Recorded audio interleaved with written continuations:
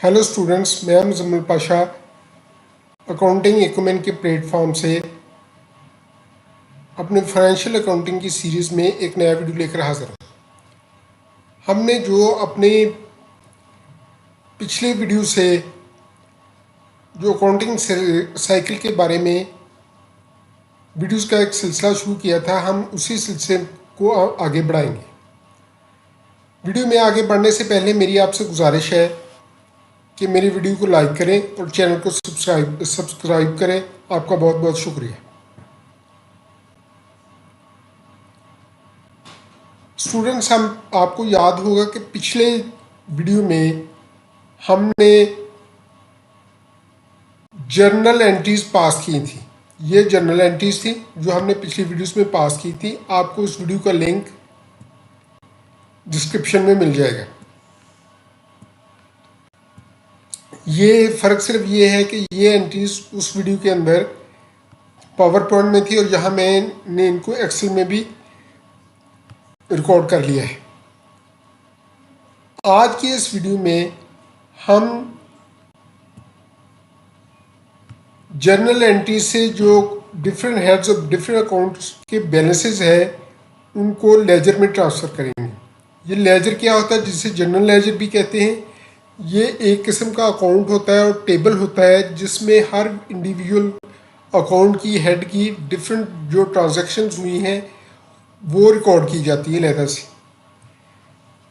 यहाँ तो हमने एक जर्नल एंट्रीज की हैं, अकाउंटिंग एंट्रीज पास की हैं जिनमें इंडिविजुअल अकाउंट्स की सेपरेट डिस्टिंक्शन नहीं है। लेकिन इसमें हर लेजर में हम हर अकाउंट की एक अलग लेजर बनाएंगे या उसका टेबल बनाएंगे जिसको हम लेजर या अकाउंट कहते हैं और इसको जनरल लेजर भी कहा जाता है। जैसे ये बैंक अकाउंट है, इसका अलहदा एक लेजर बनेगा, कैपिटल अकाउंट का अलहदा बनेगा, बिल्डिंग अकाउंट का अलहदा बनेगा, फर्नीचर एंड फिक्सचर का अलहदा बनेगा और इसी तरह कंप्यूटर अकाउंट का अलहदा बनेगा, इन्वेंट्री का अलहदा, cost of goods sold, sales, और इसका सबका अलहदा। और इनमें फिर हम देखेंगे कि कौन कौन सी ट्रांजैक्शंस हुई हुई हैं और उसमें जाके हम उसको उन ट्रांजैक्शन को रिकॉर्ड करेंगे। अब इस लेजर का फॉर्मेट क्या है? इसका स्टैंडर्ड फॉर्मेट ये है, इसमें हम एक 8 कॉलम टेबल बनाएंगे जिसमें सबसे पहले डेट होगी, उसके बाद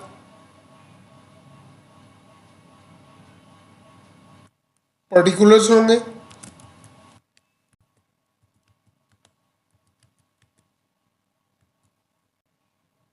उसके बाद जेएफ या जिसे जर्नल फोलियो कहते हैं। ये जर्नल फोलियो क्या होता है इसके बारे में हमें अभी बताते हैं। उसके बाद अमाउंट लेंगे, इसके बाद यही चीज़ रिपीट करेंगे, दोबारा यहाँ पर लिखेंगे।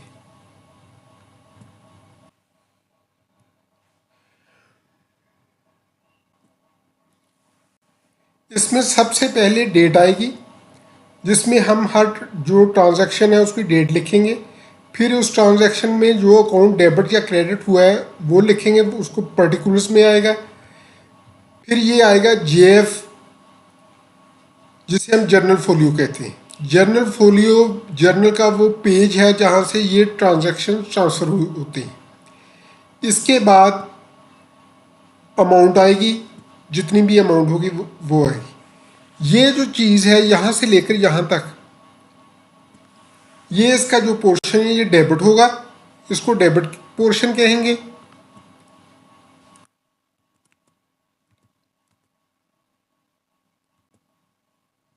और ये जो पोर्शन है ये क्रेडिट पोर्शन होगा।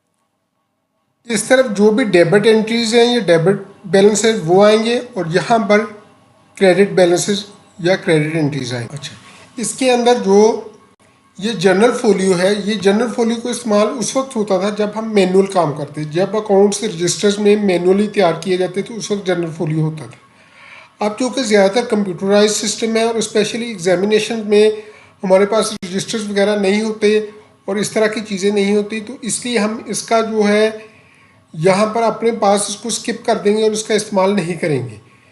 वैसे जो स्टैंडर्ड फॉर्मेट के अंदर जनरल फोलियो भी, जो ट्रेडिशनल जो लेजर का फॉर्मेट है उसके अंदर जनरल फोलियो भी होता है। ये मैंने आपको समझाने के लिए जो लेजर का फॉर्मेट है उसके बारे में बताने के लिए इसको इंक्लूड किया है। इसको हम ये कॉलम डिलीट कर देते हैं, तो ये हमारे पास जो लेजर का स्टैंडर्ड फॉर्मेट है वो आ गया।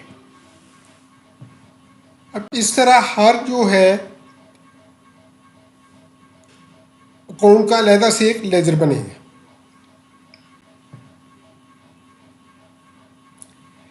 लेजर का एक दूसरा फॉर्मेट है जिसे हम टी अकाउंट भी कहते हैं, उसको किस तरह बनाया जाता है वो भी हम समझ लेते हैं।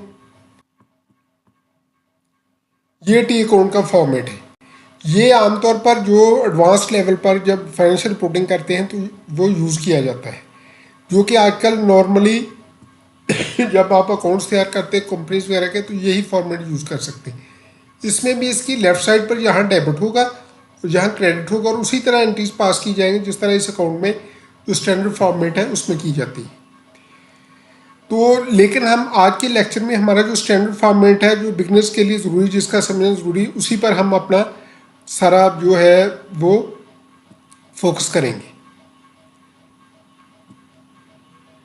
इसको हम डिलीट कर देते हैं। अब हम इस अकाउंट पर आ जाते हैं जो कि लेजर है। इसको हमने समझना है इसकी किस तरह एंट्रीज पास की जाती है। इसको करने के लिए ये है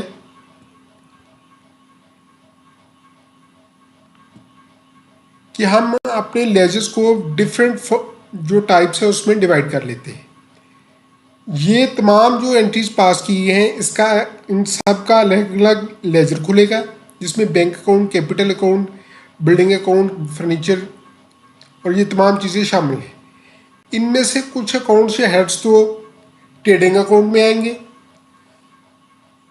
कुछ प्रॉफिट एंड लॉस अकाउंट में आएंगे और कुछ जो है वो बैलेंस शीट में आएंगे। उनको सेपरेटली हम किस तरह करेंगे ये हम देखते हैं। सबसे पहले हम ट्रेडिंग अकाउंट की एंट्रीज करेंगे। ट्रेडिंग अकाउंट में क्या आएगा, सबसे पहले सेल्स अकाउंट आएगा।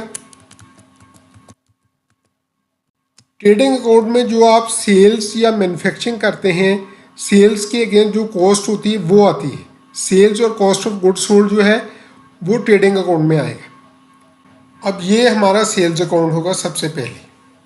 उसके बाद हम इसी को कॉपी करेंगे, इसी चीज़ को, और नीचे ले जाएंगे। ये हमारा हो cost of goods sold account. इसके बाद हमने क्या करना है, प्रॉफिट एंड लॉस अकाउंट में जाना है। अच्छा, अब ट्रेडिंग अकाउंट के अंदर सेल्स और जितने डायरेक्ट एक्सपेंसेस होते हैं जो कि सेल्स करने के लिए होते हैं वो सारे आते हैं। उसमें आपकी कॉस्ट ऑफ गुड्स सोल्ड, कोई फ्रेट इन और सेल्स के अगेंस्ट सेल्स रिटर्न वगैरह वो सारी ट्रेडिंग अकाउंट में आएंगी। जबकि प्रॉफिट एंड लॉस अकाउंट में जो कि आपके इनडायरेक्ट एक्सपेंसेस हैं वो या अदर इनकम, जो सेल के अलावा कोई अदर इनकम है, कोई इंटरेस्ट इनकम या इस तरह की कुछ चीज़ें हैं, वो सारी प्रॉफिट एंड लॉस अकाउंट में आएंगी। यहाँ पर हमारे पास जो एक्सपेंस है जो जनरल में हमने पास किया, तो वो एक ही एक्सपेंस है फिलहाल, वो है सैलरीज एक्सपेंस। वो आपने देखा होगा कि हमने वो पास किए थे। ये सैलरी एक्सपेंस अकाउंट, ये जो है ये हम हर मंथ के एंड में एक एंट्री पास करते हैं जो कि सैलरी की पेमेंट के लिए हो। तो ये चीज़ जो है हमारी सैलरी एक्सपेंस बन जाएगा और ये प्रॉफिट एंड लॉस अकाउंट में जाएगी। इसका एक ही लेजर बनेगा। ये हमारा प्रॉफिट एंड लॉस अकाउंट का अकाउंट बन गया। अब इसके बाद अगर इस अकाउंट के अंदर और एक्सपेंसेस हो या अदर इनकम हो जैसे कोई डिविडेंड इनकम है या इंटरेस्ट इनकम है या इस तरह की हैं, वो हम इसमें प्रॉफिट एंड लॉस अकाउंट के लेजर्स में रिकॉर्ड करेंगे। इसके बाद हमारे बैलेंस शीट के अकाउंट्स आएंगे। उसमें सबसे पहले एसेट्स के आएंगे अकाउंट, ये हमारा हो जाएगा कैश अकाउंट।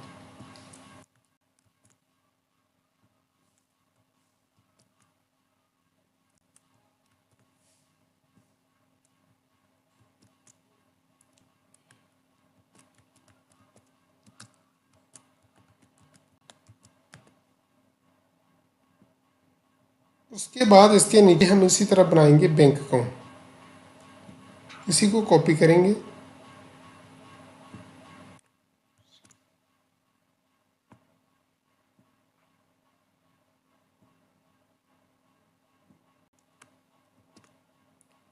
ये हो जाएगा हमारा बैंक अकाउंट।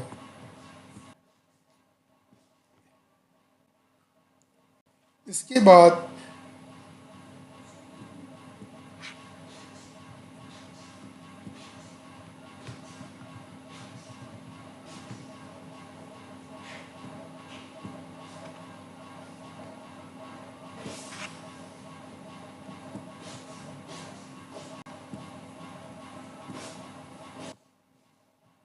हमारा डेटर्स अकाउंट है।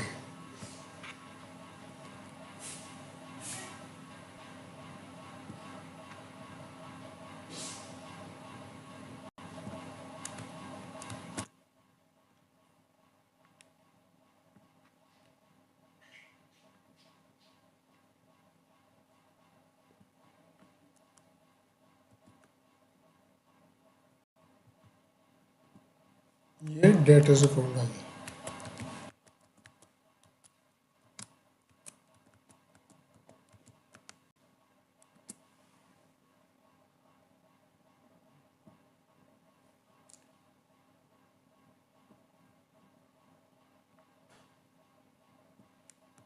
इसके बाद स्टूडेंट्स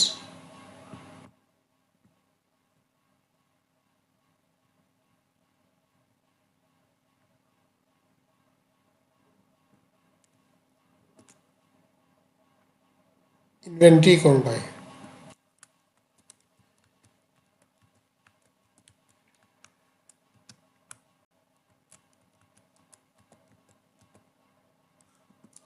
ये हमारे जो तमाम करंट एसेट्स हैं ये पूरे हो गए। इसके बाद हम फिक्स एसेट्स पर आएंगे, जिसमें सबसे पहले कंप्यूटर आएगा।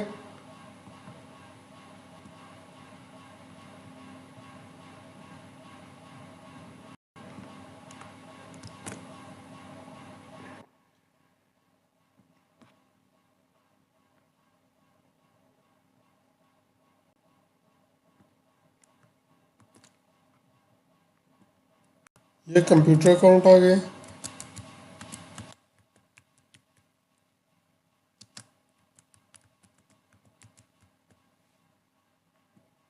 उसके बाद इसी को हम कॉपी करके ले जाएंगे नीचे।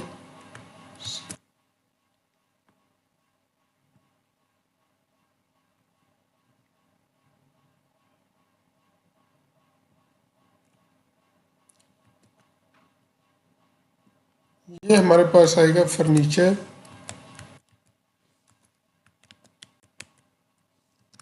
And fixture account.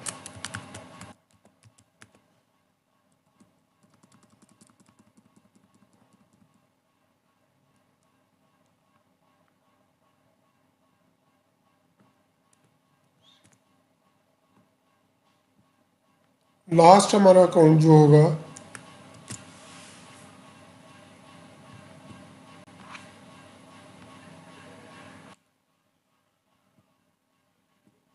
Building account.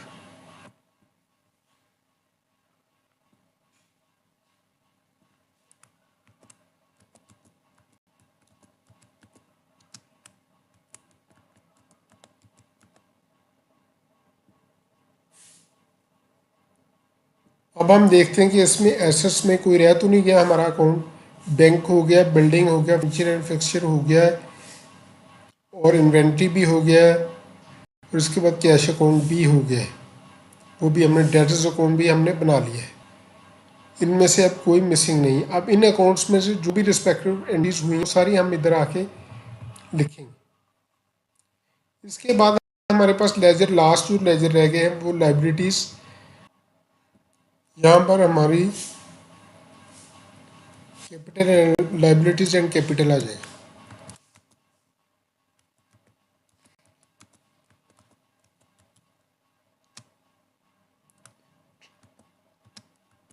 Capital,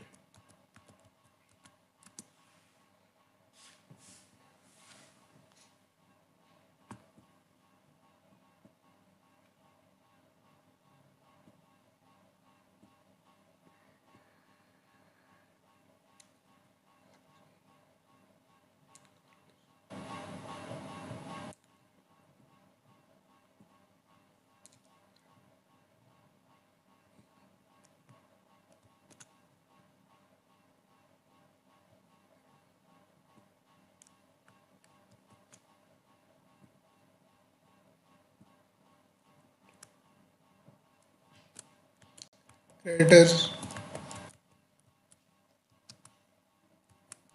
account. जी, तो क्रेडिटर्स के बाद हमारे पास जो नेक्स्ट लाइबिलिटी है वो salaries and payable, salaries payable account है। आप जो हमने जर्नल में एंट्रीज पे पास की थी आप उनमें देखें तो हमारे पास जो लाइबिलिटीज़ के जो अकाउंट्स हैं वो सिर्फ दो हैं। एक तो क्रेडिटर्स है और दूसरा सैलरीज पेएबल अकाउंट है। ये दोनों लाइबिलिटीज़ की अकाउंट है। जो पेएबल्स हैं जो हमारे क्रेडिटर्स हैं और ये लाइबिलिटीज़ में आएंगे। जी, ये क्रेडिटर्स है। और दूसरा ये लास्ट जो एंट्री हमने पास की थी जनरल एंट्री, जो कि जून के मंथ की सैलरीज थी जो कि जुलाई में हमने पे करनी है, वो ये थी, वो सैलरीज पेएबल अकाउंट है। और ये जो चीज़ है ये दोनों हमारा लाइबिलिटीज़ में आएंगे और इनके दो लेजर्स बनेंगे। एक लेजर हमारा क्रेडिटर्स अकाउंट का होगा, ये क्रेडिटर अकाउंट, और दूसरा जो है वो सैलरीज पेएबल अकाउंट होगा।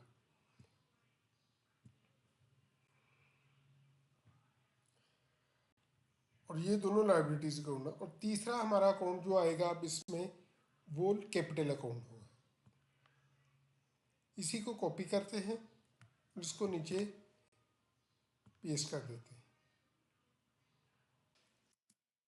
अब हमने इनको अकाउंट्स को, ये सारे अकाउंट्स हमने लेजर्स जो हैं ये बना लिए हैं, अकाउंट्स बना लिए हैं। तमाम अकाउंट्स के हमने लेजर्स बना लिए हैं। अब इनमें हमने किस तरह ट्रांसफ़र करने हैं, बैलेंसेस किस तरह ट्रांसफ़र करें उसको समझना है। एक तो ये चीज़ समझने की है, इनमें एक साइड ये डेबिट है दूसरी क्रेडिट है। जितने भी जो एसेट्स हैं या एक्सपेंसेस हैं उनमें जो एडिशन है वो डेबिट साइड पर आएगी, और जो सेल्स है, इनकम है, लाइबिलिटीज़ और कैपिटल में एडिशन जो है वो क्रेडिट साइड पर आएगी। इसी तरह जो एक्सपेंसेस या एसेट्स में डिक्रीज है वो क्रेडिट साइड पर आएगी, और जो लाइबिलिटीज़, इनकम और कैपिटल में डिक्रीज है वो डेबिट साइड पर आएगी। सबसे पहले हम इन सब का ओपनिंग बैलेंस देखेंगे। ये सबसे पहले सेल्स है, इसमें कोई ओपनिंग बैलेंस नहीं।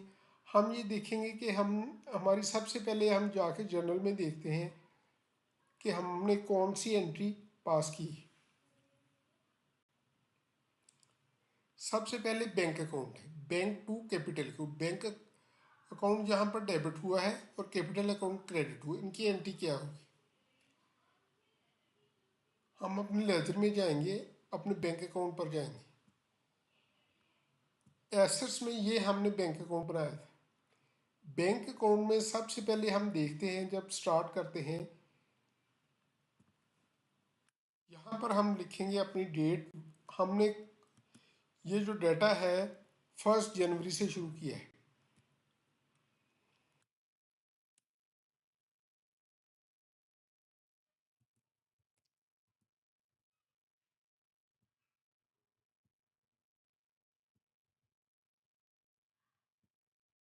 1 जनवरी से ये हमारी ट्रांजैक्शन शुरू हुई। 1 जनवरी को हम देखेंगे हमारा जो बैलेंस था, ओपनिंग बैलेंस था, वो क्या था बैंक अकाउंट का। उसको हम लिखते हैं ब्रॉड फॉरवर्ड, उसकी एब्रीविएशन होती है BBF। ये देखेंगे ओपनिंग बैलेंस बैंक का क्या है। इसको मैं आपके समझने के लिए लिख देता हूँ यहाँ पर, ओपनिंग बैलेंस।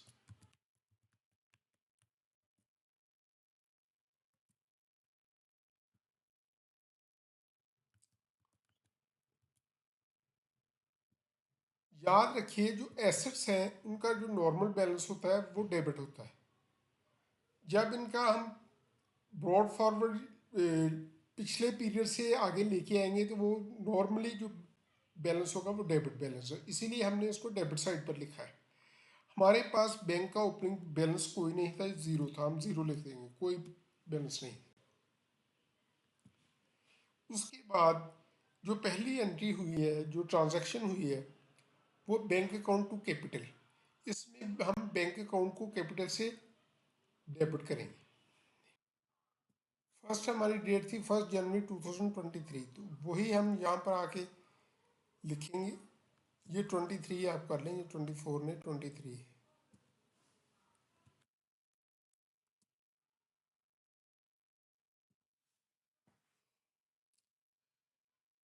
जो हमारा 1 जनवरी 2023 को ओपनिंग बैलेंस था बैंक अकाउंट का, वो ज़ीरो था, वो ज़ीरो लिख दिया है हमने। Brought forward BF mean, B of mean brought forward, जो हम पिछले साल से आगे लेके आए, यानी कि ये अब पिछले पीरियड से हमारा बैलेंस ट्रांसफर हुआ है, ये हमारा ओपनिंग बैलेंस हुआ। जो एसेट्स होते हैं उनका जो नॉर्मल बैलेंसेस होते हैं वो डेबिट होते हैं, जो ओपनिंग बैलेंस खास तौर पर उनका डेबिट होता है। इसके बाद हमारी जो फर्स्ट एंट्री है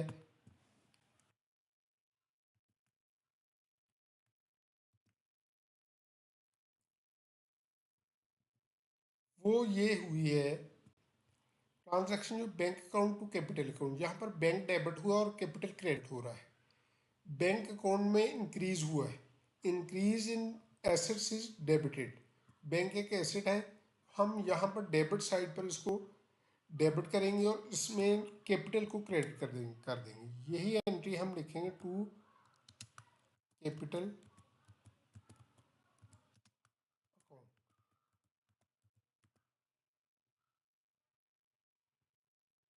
इसको आप वहीं से कॉपी कर लें, वहाँ से भी लिख सकते हैं, इसको लिंक भी लगा सकते हो, कॉपी भी कर सकते हैं।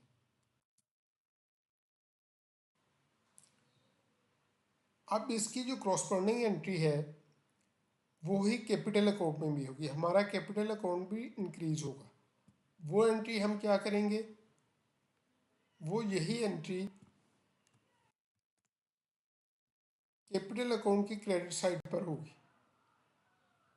Increase in capital is credited. यहाँ पर कैपिटल अकाउंट क्रेडिट हुआ है और बैंक अकाउंट डेबिट हुआ है, तो बैंक आप लिखेंगे बाय बैंक अकाउंट। क्रेडिट किससे हुआ है, बाय बैंक अकाउंट। ये कैपिटल अकाउंट की क्रेडिट साइड पर एंट्री आएगी और इसमें वही अमाउंट हम दोबारा लिखेंगे जिससे वो क्रेडिट हुआ है। ये हमारी फर्स्ट एंट्री जो लेजर में पोस्टिंग हो गई है। इसमें फर्स्ट एंट्री का हमने जो बैंक अकाउंट की एंट्री थी वो बैंक अकाउंट को डेबिट किया, और जो कैपिटल अकाउंट की एंट्री थी वो कैपिटल अकाउंट को हमने लेजर में जाके क्रेडिट कर दिया। इसमें भी हम ओपनिंग बैलेंस सपोर्ट करेंगे, जो कि ब्रॉड फॉरवर्ड की सूरत में होगा, जो कि पिछले साल से लाया गया था, वो ज़ीरो है। दो कैपिटल और लाइबिलिटीज़ का नॉर्मल बैलेंस होगा, इसी तरह इनकम का भी वो क्रेडिट बैलेंस होगा। जो इनके ओपनिंग बैलेंसेज होंगे वो नॉर्मली क्रेडिट बैलेंसेज होंगे। रियल सिचुएशन में ये डेबिट होंगे। जिस तरह के अगर आपको लॉस हो गया बिजनेस में तो फिर आप उसको डेबिट करेंगे, लेकिन नॉर्मली जो लाइबिलिटीज़ कैपिटल और इनकम के जो बैलेंसेज हैं वो क्रेडिट बैलेंसेज होंगे। तो इसका जो ओपनिंग बैलेंस था वो ज़ीरो था। ये हम इस साल बिजनेस शुरू किया है और इसी साल इसमें कैपिटल आया है बैंक से, तो इसको हम 100,000 लिख देंगे। इसके बाद हमारा अकाउंट का ट्रांजैक्शन के बाद जो है लास्ट में टोटल करेंगे, लेकिन पहले बाकी एंट्रीज कर लें फिर वो करते हैं। इसके बाद हम सेकंड एंट्री में जाएंगे, वो है हमारी building account to bank account. इसमें बिल्डिंग अकाउंट इंक्रीज हुआ और बैंक अकाउंट डिक्रीज हुआ। एक एसेट आपका इंक्रीज हो रहा है, दूसरा डिक्रीज हो रहा है। इसमें हम इसी तरह ये इसकी पहले डेट डालेंगे।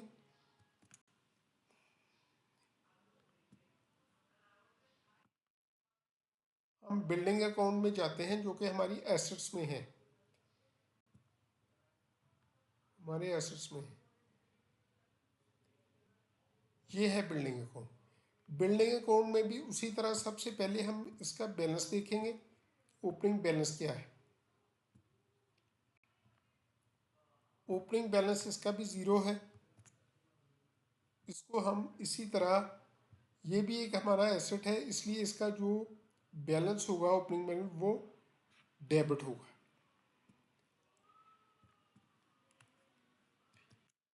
लेकिन ये बैलेंस ज़ीरो है क्योंकि हमारा 1 जनवरी को कोई जो ब्रॉड फॉरवर्ड है वो कोई नहीं था जो पिछले साल से लाए थे। ये इसी साल हमने बिल्डिंग खरीदी और और पिछले साल का बैलेंस वो ज़ीरो था, और इस साल की जो ट्रांजैक्शन है वो हम यहाँ पर अब लिखेंगे। उसमें ये बिल्डिंग हमने खरीदी है, बिल्डिंग इंक्रीज हुई है और बैंक पे की पेमेंट से खरीदी है, तो बैंक क्रेडिट होगा टू, यहाँ पर हम लिखेंगे टू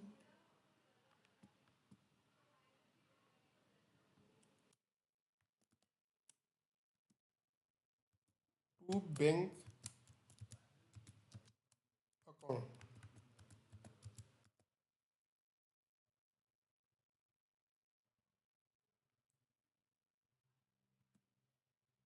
ये कितनी अमाउंट हो गई आपकी? अमाउंट है ये 20 मिलियन की तकरीबन।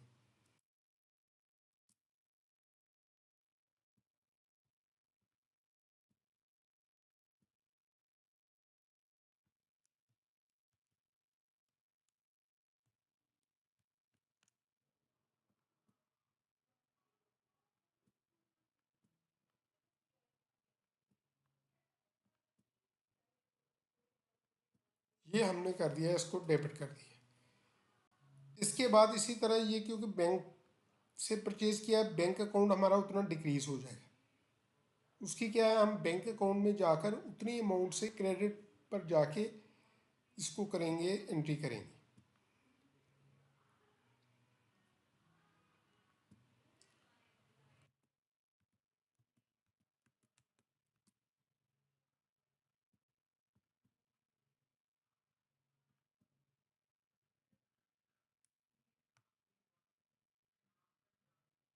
यहाँ हम लिखेंगे बाय बिल्डिंग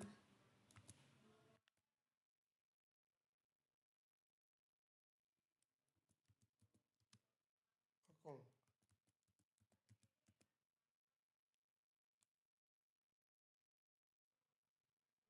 इसको उतनी अमाउंट से हम क्रेडिट कर देंगे बिल्डिंग। ये हमारी दूसरी एंट्री कंप्लीट हो गई। इसमें ये हुआ है कि हमने बिल्डिंग बैंक की से पेमेंट करके बिल्डिंग परचेज की है, तो हमारा बिल्डिंग का जो अकाउंट है वो इंक्रीज हो गया है, और उतना ही जो बैंक अकाउंट है वो डिक्रीज हो गया है। हमने बिल्डिंग को डेबिट कर दिया और बैंक को क्रेडिट कर दिया। इसके बाद तीसरी एंट्री हमारी है 5 जनवरी 2023।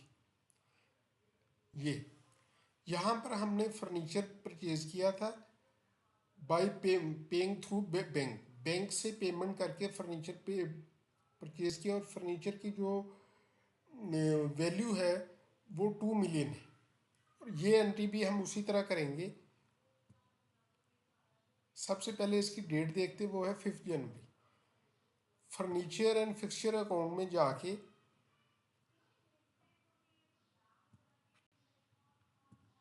हम पहले डेट लिखेंगे।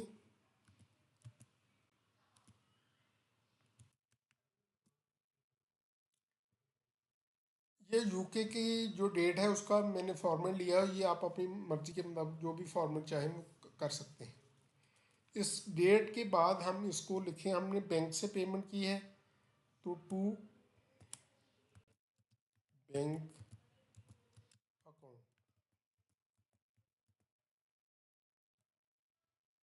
इसकी अमाउंट क्या होगी, ये हम जितना फर्नीचर डेबिट हुआ है, ये 2 मिलियन से डेबिट हुआ, इसको यहाँ डेबिट कर दें।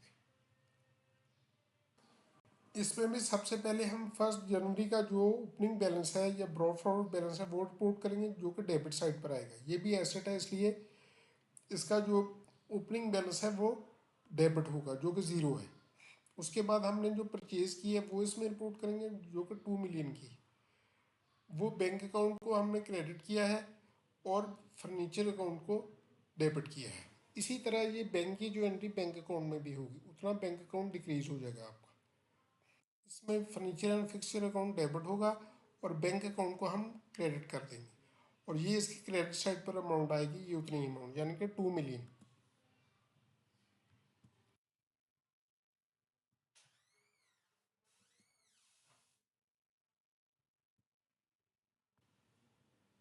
इसके बाद हमारा कंप्यूटर अकाउंट आ जाएगा। जो हमारी नेक्स्ट एंट्री है वो है computer to bank. Computer purchase किया हमने 100,000 पे करके 7 जनवरी को। इसमें सबसे पहले कंप्यूटर अकाउंट का हम ओपनिंग बैलेंस देखेंगे कि वो क्या बनता है।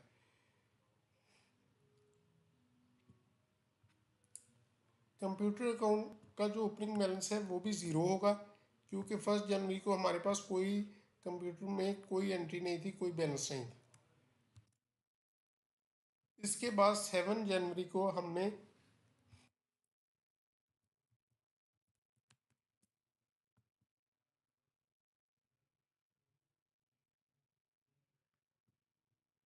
कंप्यूटर परचेज किया है, उसकी एंट्री होगी टू बैंक। बैंक अकाउंट से पेमेंट हुई,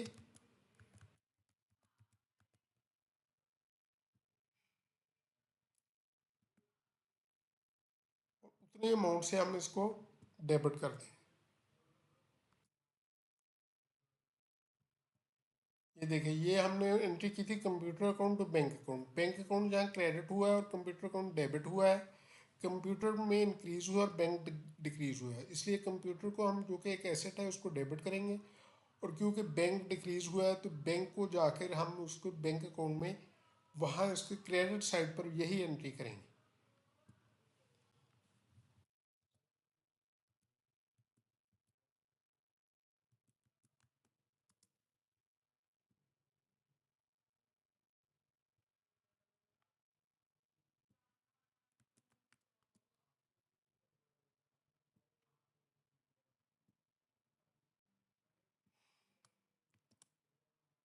बाय कंप्यूटर,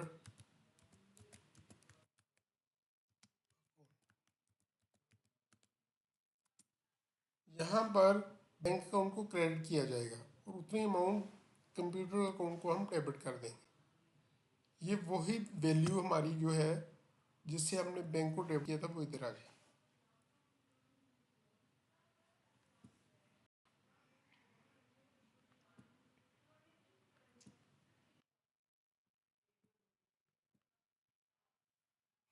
ये जो एंट्रीज है हम कॉमा फॉर्मेट में, जो स्टैंडर्ड फॉर्मेट है उसका लिखेंगे। ये भी हम, मैं एक अलहदा वीडियो बना दूंगा आपके लिए, ये कॉमा फॉर्मेट का फार्मूला क्या होता है।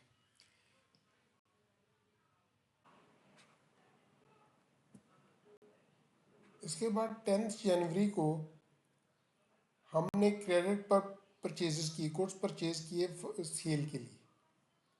इसमें हमारा इन्वेंट्री अकाउंट डेबिट होगा और क्रेडिट अकाउंट को क्रेडिट किया जाएगा। इनकी जो टोटल वैल्यू है वो 5 मिलियन है। आइए हम जाल के देखते हैं कि लेजर में इसकी किस तरह एंट्री होगी। लेजर में सबसे पहले हम अपने इन्वेंट्री अकाउंट को डेबिट करेंगे।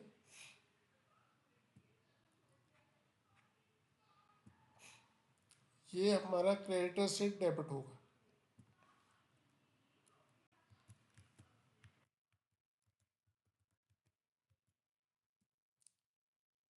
क्रेडिटर्स अकाउंट को हम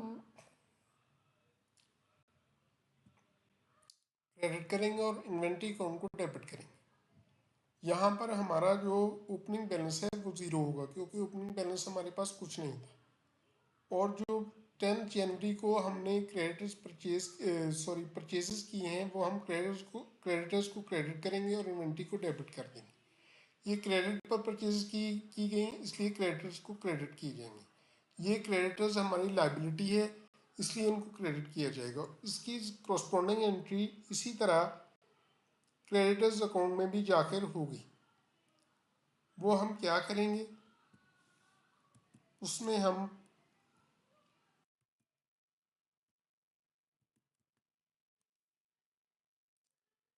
इन्वेंट्री अकाउंट को डेबिट करेंगे और क्रेडिटर्स को क्रेडिट करेंगे।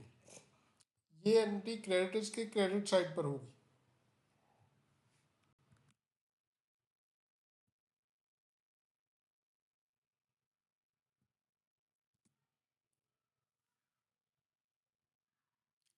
इसमें जो क्रेडिटर्स का ओपनिंग बैलेंस है वो उसी तरह जीरो होगा, क्योंकि 1 जनवरी 2023 को हमारे पास क्रेडिटर्स में कोई बैलेंस नहीं था। हमने 1 जनवरी को बिजनेस स्टार्ट किया है और 10 जनवरी को क्रेडिट पर परचेजेस किए हैं। और ये जो फर्स्ट एंट्री हमारी 10 जनवरी को हुई है, इसलिए ओपनिंग बैलेंस कोई नहीं था, इसीलिए हमने उसको ज़ीरो लिखा है। ये फर्स्ट एंट्री हमारी इन्वेंट्री अकाउंट में हो गई, ये क्रेडिटर्स में होगी 5 मिलियन। इसके बाद हमारी नेक्स्ट एंट्री है, हमने कॉस्ट ऑफ गुड्स सोल्ड की एंट्री करनी है। हमने 800,000 रुपीज़ की जो गुड्स थी वो सेल की है। उसकी जो सेल प्राइस थी वो 1 मिलियन थी। उसकी कॉस्ट जो थी वो 800,000 थी और इसकी जो सेल प्राइस है वो 1 मिलियन थी। अब सबसे पहले हमने एंट्री की थी cost of goods sold account to inventory account. इसमें अब इन्वेंट्री अकाउंट क्रेडिट होगा और cost of goods sold account debit होगा। इसकी एंट्री किस तरह हम करेंगे, सबसे पहले कॉस्ट ऑफ गुड्स सोल्ड में जाएंगे, जो कि हमारे जो ट्रेडिंग अकाउंट वाला जो हमने पोर्शन है वहाँ पर जो सेल्स के बाद नीचे आ रहा है यहाँ पर। इसमें सबसे पहले डेट लिखेंगे। ये डेट हमारे पास है 20 जन 2023। यहाँ पर इसको टू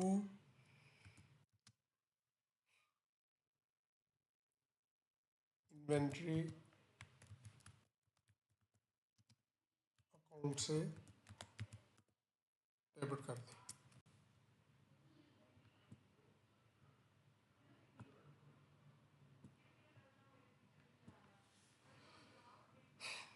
अच्छा, यहाँ पर स्टूडेंट्स हमें ओपनिंग बैलेंस लिखने की ज़रूरत नहीं है, क्योंकि ये कॉस्ट ऑफ गुड्स सोल्ड का जितना भी बैलेंस होता है वो सारे का सारा प्रॉफिट एंड लॉस अकाउंट में ट्रांसफ़र हो जाता है और यहाँ पर इनका आमतौर पर बैलेंस नहीं होता है।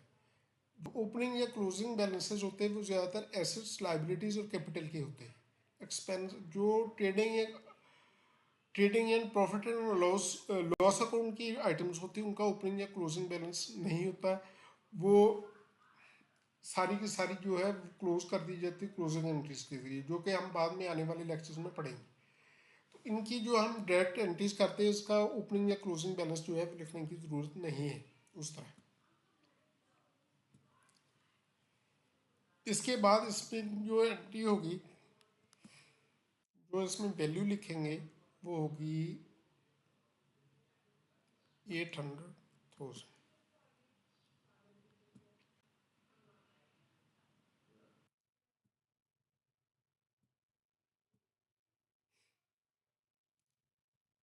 अब यही एंट्री हम जाके करेंगे इन्वेंट्री कोड में। इतनी वैल्यू से इन्वेंट्री जो है हमारी वो कम हो जाएगी, डिक्रीज हो जाएगी। जो डिक्रीज इन एसेट्स है उस वो क्रेडिट होता है और उसकी हम क्रेडिट साइड पर एंट्री करेंगे। ये इसकी क्रेडिट साइड है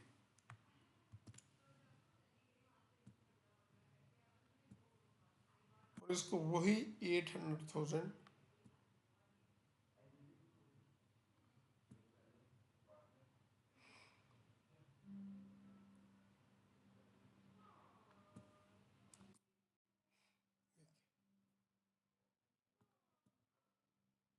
इसके बाद हमारी नेक्स्ट एंट्री है कैश टू सेल्स, हमारा कैश अकाउंट इंक्रीज हुआ है और सेल्स जो है सेल्स की वजह से इंक्रीज हुआ है, सेल हुई जिसकी वजह से हमें कैश मिला है, तो इसकी हम कैश डेबिट होगा और सेल्स क्रेडिट होंगे। इसकी हम करेंगे 20 को पहले कैश अकाउंट में जाके करेंगे। कैश क्योंकि एक एसेट आइटम है इसलिए इसका ओपनिंग बैलेंस हमें लिखना पड़ेगा, वो वही हम जीरो लिखेंगे क्योंकि 1 जनवरी को हमारे पास कोई कैश नहीं था।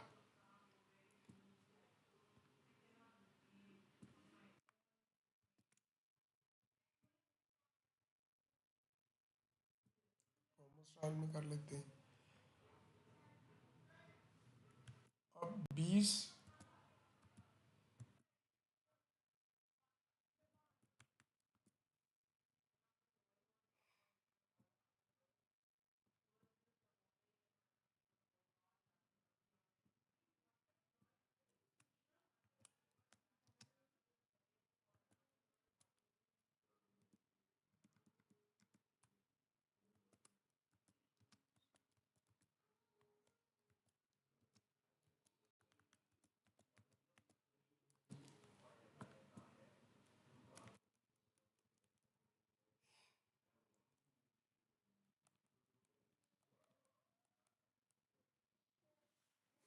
जनवरी 2023 को हमने कैश सेल्स की, इसकी वजह से हमारा कैश डेबिट होगा और सेल्स को क्रेडिट करेंगे और कैश की जो अमाउंट होगी वो यहाँ पर डेबिट कर देंगे। वो कितनी अमाउंट है, वो है 1 मिलियन।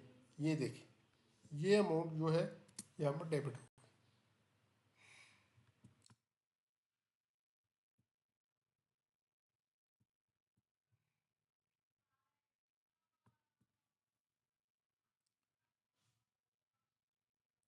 अब यही एंट्री हम सेल्स अकाउंट में भी करेंगे।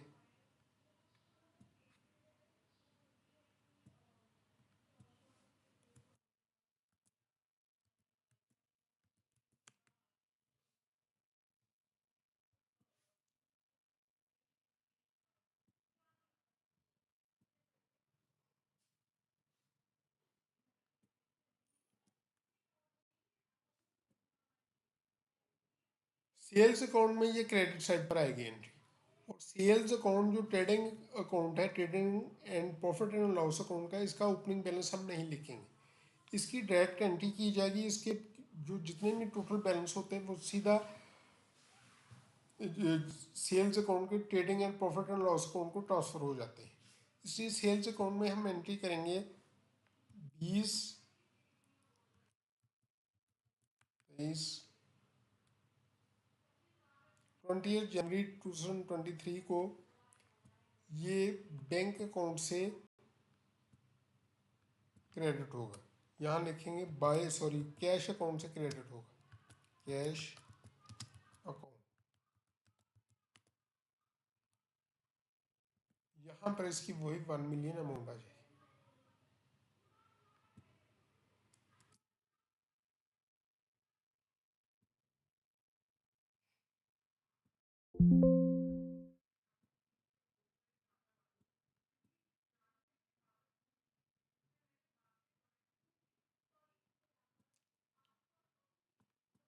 इसके बाद हमारी नेक्स्ट एंट्री है salaries expense of bank account. ये 2 फरवरी 2023 को हमने बैंक अकाउंट की एंट्री की। सैलरी 2 फरवरी 2023 को हमने सैलरी पेमेंट की एंट्री की थी, जो कि जनवरी की सैलरी थी, जो कि 2 फरवरी को हमने पे की। इसकी एंट्री क्या होगी, सबसे पहले सैलरी एक्सपेंस अकाउंट को डेबिट करेंगे हम और बैंक अकाउंट को क्रेडिट करेंगे। अब ये जो एक्सपेंसेस होते हैं ये भी प्रॉफिट एंड लॉस अकाउंट की आइटम है, इसका भी हम ओपनिंग बैलेंस नहीं लिखेंगे, इसकी डायरेक्ट एंट्री होगी और इसकी डेट है 2 फरवरी।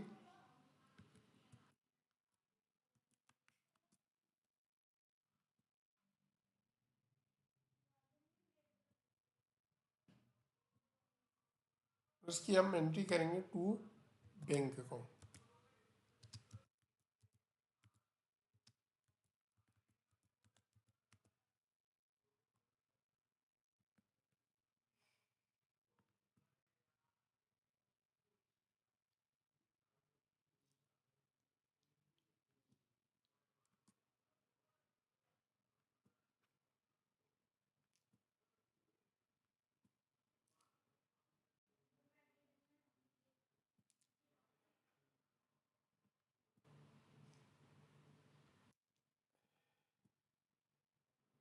यही एंट्री हम जाके बैंक अकाउंट में भी करेंगे, वो क्रेडिट साइड पर होगी।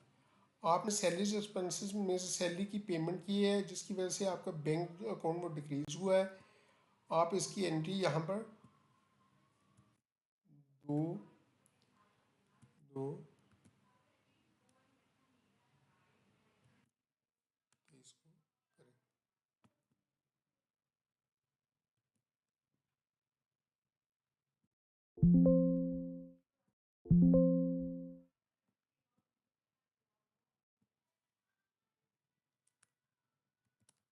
बाय सैलरीज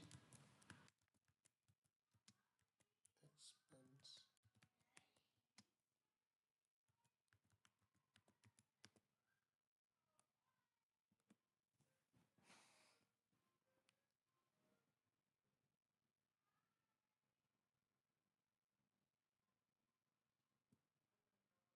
ये हमारा सैलरीज एक्सपेंस अकाउंट है।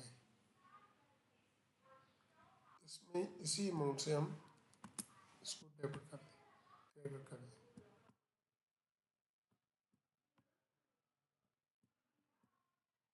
यहाँ पर हमने बैंक अकाउंट को क्रेडिट किया और सैलरीज अकाउंट एक्सपेंस से ये डेबिट हुआ। बैंक डिक्रीज हुआ है, इसलिए ये इसकी अमाउंट इसकी क्रेडिट साइड पर आई। इसके बाद हमारा नेक्स्ट जो एंट्री है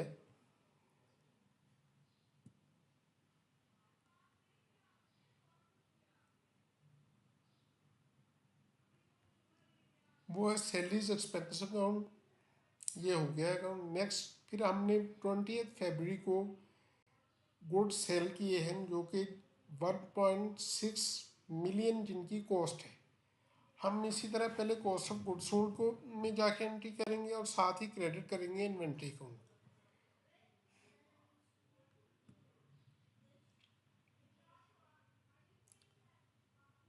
सबसे पहले कॉस्ट ऑफ गुड्स सोल्ड में आएंगे। उस पर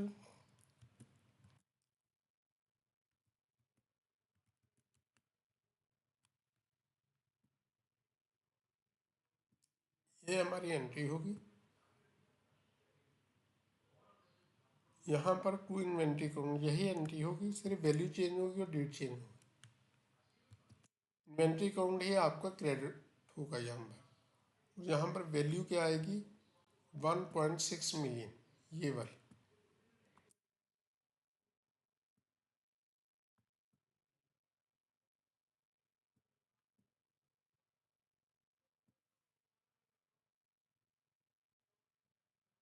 अब यही एंट्री हम करेंगे इन्वेंट्री में जा। आपका इन्वेंट्री अकाउंट उतने से क्रेडिट हो जाएगा।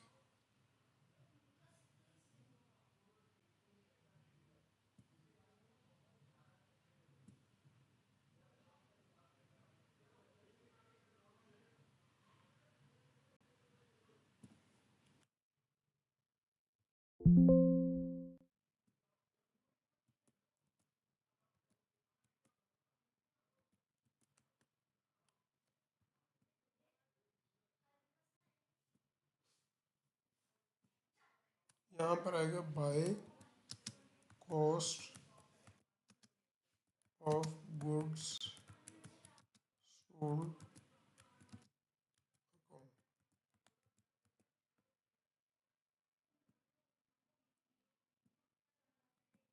ये आपका आ गया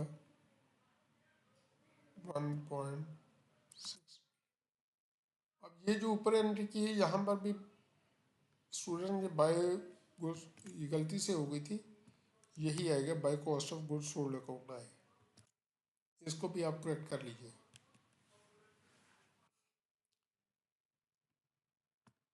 ये हमारी एंट्री होगी दूसरी।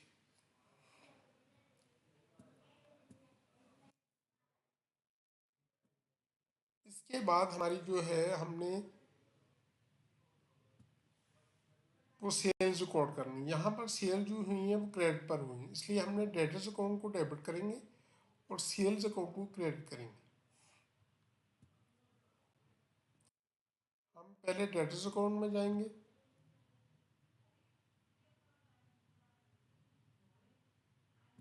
ये हमारे डेटर्स, इसमें सबसे पहले हम इसका ओपनिंग बैलेंस लिखेंगे कि ओपनिंग बैलेंस क्या था।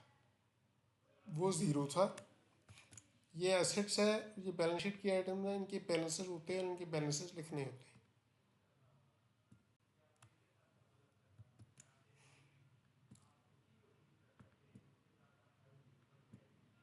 ये ज़ीरो बैलेंस है। अब इसका जो एंट्री होगी 20 है,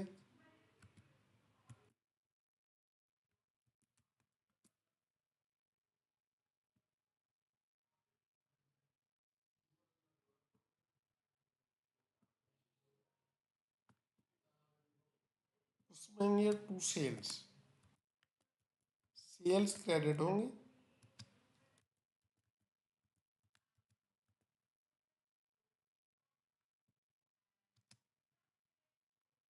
और डेटर्स डेबिट होगी, इसलिए ये डेटर्स की डेबिट साइड पर आ रहा है, आ रही एंट्री।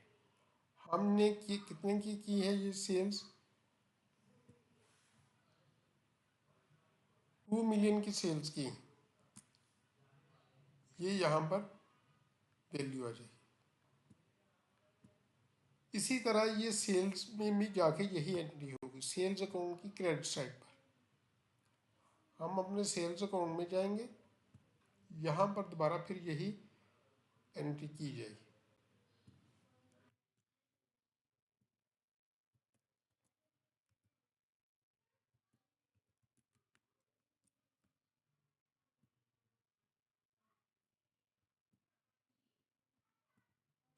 ये होगा बाय डेटर्स अकाउंट।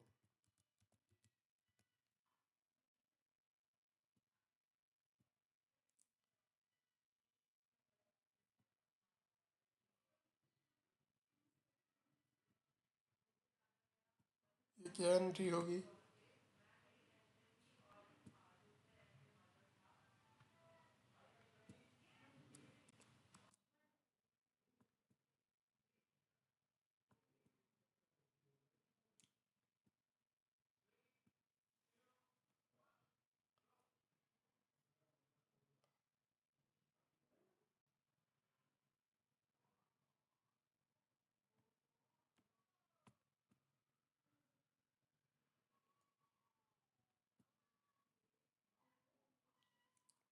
इसके बाद हमारी नेक्स्ट एंट्री है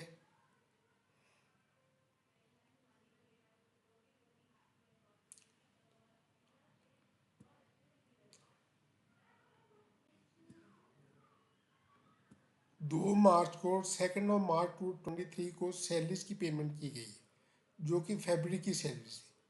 इनकी जो एंट्री है ये हम अब पास करेंगे, वो वही entry, salary expense account debit होगा और बैंक अकाउंट क्रेडिट होगा। अब ये एंट्री पास करते सैलरीज एक्सपेंस में जाएंगे, ये हमारी 2 मार्च को हुई है, हम इसके 2 मार्च डेट लिखेंगे।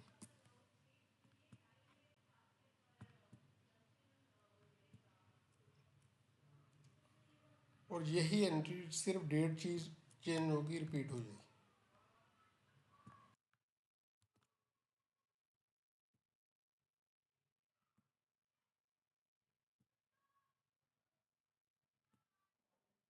इसके बाद 10 मार्च 2023 को फिर हमने गुड्स सेल किए हैं, जिनकी कॉस्ट 800,000 थी और उनकी जो सेल वैल्यू थी 1 मिलियन थी। ये भी क्रेडिट पर किए गए हैं, इसकी भी वही एंट्री होगी जो कि हमने ये 20 फरवरी को की थी। हम सबसे पहले इसकी कॉस्ट ऑफ गुड्स सोल्ड में जाएंगे।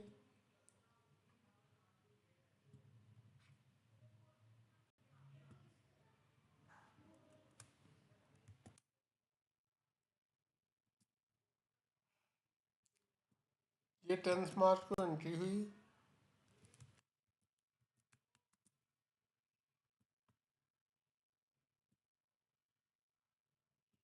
और इसकी वैल्यू है 800,000।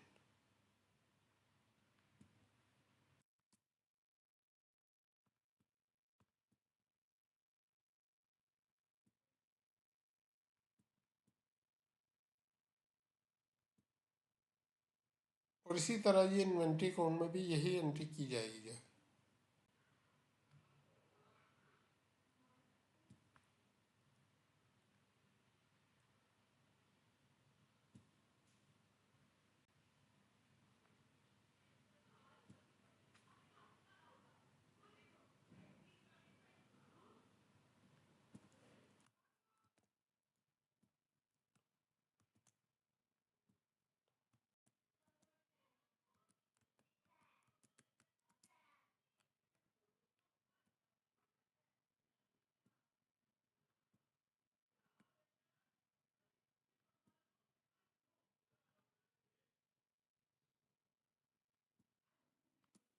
Cost of goods sold account को हमने डेबिट कर दिया और इन्वेंट्री को क्रेडिट कर दिया, क्योंकि इन्वेंट्री डिक्रीज हो रही है हमारी। ये जो गुड्स हैं ये सेल कर दिए जाएंगे, उतनी इन्वेंट्री आपकी डिक्रीज हो जाएगी और इनकी कॉस्ट जो है वो कॉस्ट ऑफ गुड्स सोल्ड में ट्रांसफर कर दी जाएगी। इसके बाद जो नेक्स्ट एंट्री थी वो इसकी सेल्स की एंट्री होगी। सेल्स हमने क्रेडिट पर की हैं तो आपकी जो डेटर्स हैं वो डेबिट होंगे।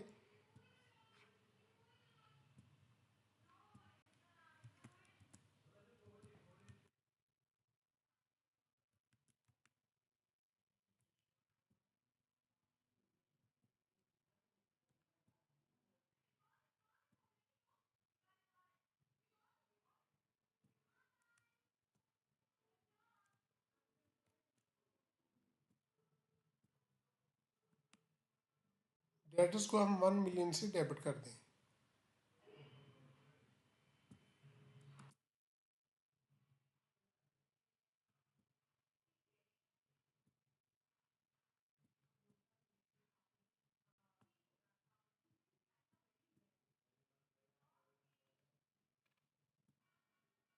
और जो सेल्स अकाउंट को उतनी अमाउंट से आप क्रेडिट करें।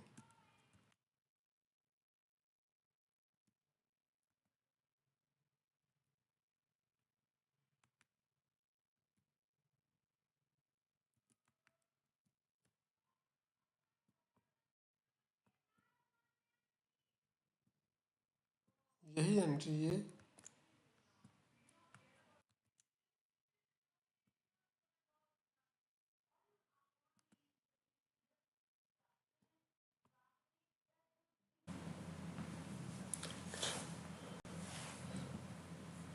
अब हमारी जो नेक्स्ट ट्रांजैक्शन है वो ये है, वो 20 मार्च को क्रेडिट पर इन्वेंट्री परचेज की गई थी जिसकी वैल्यू 1.5 मिलियन थी। हमने इसकी लेजर में पोस्टिंग करनी।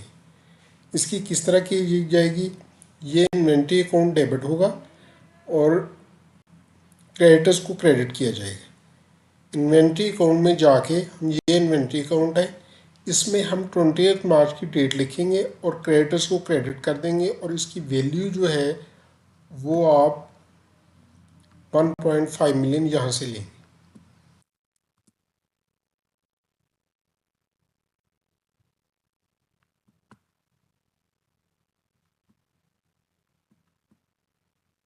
और यही एंट्री फिर वो जो है वो क्रेडिटर्स अकाउंट में भी की जाएगी, जो कि उस क्रेडिटर्स अकाउंट के क्रेडिट साइड पर होगी।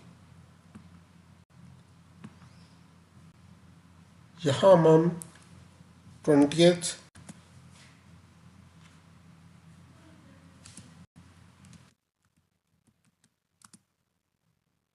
मार्च 2003 लिखेंगे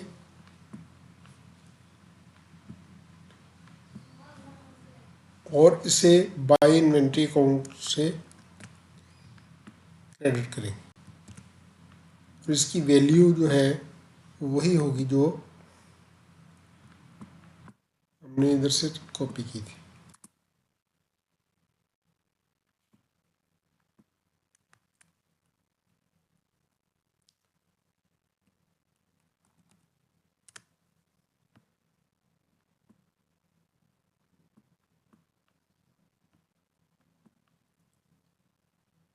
इसके बाद हमारी नेक्स्ट एंट्री 25 मार्च को क्रेडिटर्स को पेमेंट की गई जो बैंक से की गई। इसमें हमारा क्रेडिट अकाउंट को डेबिट किया जाएगा, क्योंकि क्रेडिटर्स जो लाइबिलिटीज़ हैं डिक्रीज हो रही हैं, क्रेडिटर्स को हमने डेबिट किया है और इसके साथ बैंक से पेमेंट की है और बैंक अकाउंट भी हमारा एसेट भी डिक्रीज होगा और इसको हम क्रेडिट करेंगे। इसकी पहले हम क्रेडिटर्स में अकाउंट में एक एंट्री करेंगे जो कि उसकी डेबिट साइड पर होगी। क्रेडिटर्स अकाउंट डेबिट होंगे, ये डेबिट साइड पर आ रहे हैं और बैंक अकाउंट क्रेडिट होगा और इसकी वैल्यू क्या होगी, वो हम वही लेंगे वैल्यू जो कि जर्नल में हमने की थी। जो ये वैल्यू जो 2 मिलियन है, ये 2 मिलियन की पेमेंट क्रेडिटर्स को की गई है जिनसे हम क्रेडिट पर चीज़ें खरीदते या अपने गुड्स खरीदते परचेजेस करते हैं, ये उनको पेमेंट की गई। अब यही एंट्री हमारे बैंक अकाउंट में होगी। बैंक अकाउंट को क्रेडिट करेंगे हम इसी से, क्योंकि हमारा बैंक से हमने पेमेंट की और बैंक जो है वो डिक्रीज हो गया है। अब इस एंट्री को हम देखें तो इसमें हमने बैंक को क्रेडिटर्स को डेबिट किया है। इसकी एंट्री क्रेडिटर्स अकाउंट में डेबिट साइड पर हुई और हमने बैंक को क्रेडिट किया है। और इसी तरह बैंक को ये दोनों तरफ इसका जो डबल एंट्री का इम्पैक्ट है वो आगे बैंक अकाउंट भी में भी एंट्री हुई है इसकी और क्रेडिटर्स अकाउंट में भी हुई। इसके बाद हमारे पास नेक्स्ट एंट्री 30 मार्च 2023 की एंट्री है जिसमें हमने डेटर से कैश रिसीव किया है। इसमें हमारा कैश इंक्रीज़ हुआ है, एक एसेट इंक्रीज़ हुआ है और डेटर डिक्रीज़ हुए। क्योंकि डेटर से पेमेंट आई है उतना डेटर्स डिक्रीज़ हो जाएंगे। एक एसेट इंक्रीज़ हुआ है तो वो डेबिट होगा, दूसरा एसेट डिक्रीज़ हुआ है तो वो क्रेडिट होगा। और इसकी एंट्री किस तरह हम करेंगे? 30 मार्च को हमने डेटर से 1 मिलियन का कैश रिसीव किया है। इसकी एंट्री क्या होगी? डेटर्स को हम क्रेडिट करेंगे और कैश को डेबिट करेंगे और ये कैश की डेबिट साइड पर आएगा। और यही एंट्री हम डेटर्स की क्रेडिट साइड पर करेंगे क्योंकि एक एसेट हमारा इंक्रीज़ हो रहा है और दूसरा डिक्रीज़ हो रहा है। कैश को डेबिट कर दिया और डेटर्स को क्रेडिट कर दिया। इसके बाद हमारा जो नेक्स्ट एंट्री है वो सैलरीज एक्सपेंस की है। वो हमने मार्च की सैलरी 2 अप्रैल 2023 को पे की है। उसकी एंट्री क्या होगी? उसमें हम सैलरीज एक्सपेंस अकाउंट को डेबिट करेंगे और बैंक अकाउंट को क्रेडिट करेंगे।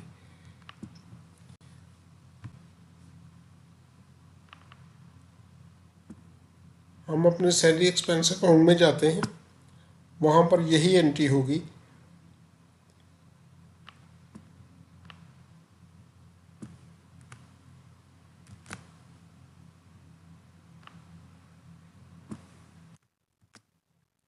इसकी डेट क्या हो जाएगी? 2 अप्रैल 23।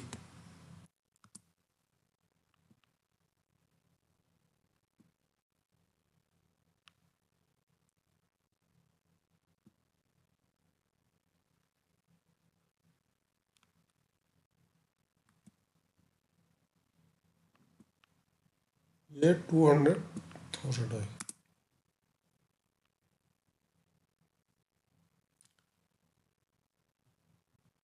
इसके बाद यही एंट्री हम बैंक के क्रेडिट पर करेंगे।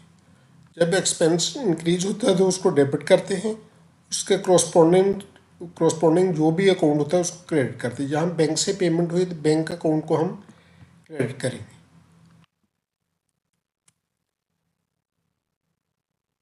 ये एंट्री आ जाएगी यहाँ पर।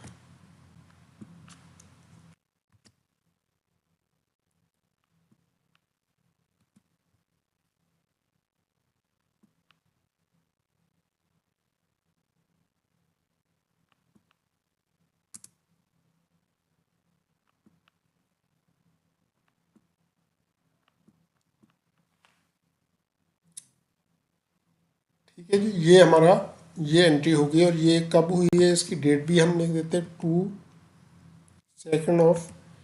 अप्रैल 23।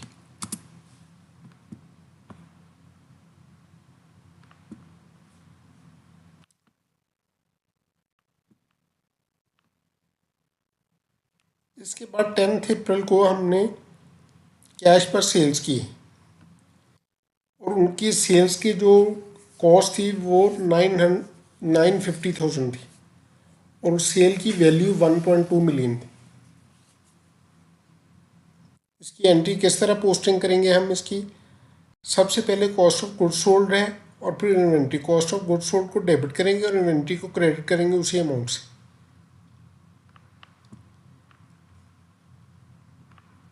हम अपने ट्रेडिंग अकाउंट वाले अकाउंट्स में जाते हैं जो कि कॉस्ट ऑफ गुड्स सोल्ड है। इसकी डेट थी 10 अप्रैल और इसकी एंट्री वही होगी। इन्वेंट्री अकाउंट को हम क्रेडिट करेंगे और cost of goods sold account को डेबिट करेंगे। और ये इसकी अमाउंट क्या है? 950,000। ये आ जाएगी यहाँ पर।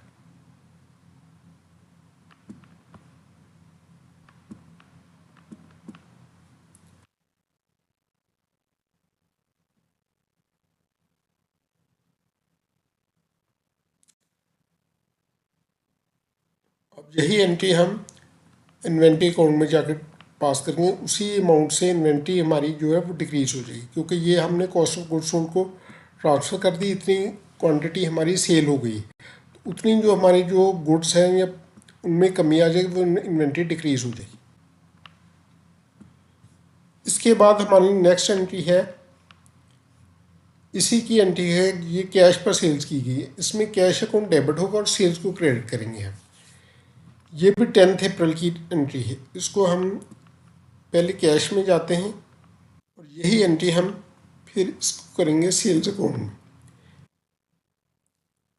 कैश से सेल हुई तो कैश अकाउंट को हम डेबिट करेंगे यहाँ पर और सेल्स अकाउंट को क्रेडिट करेंगे।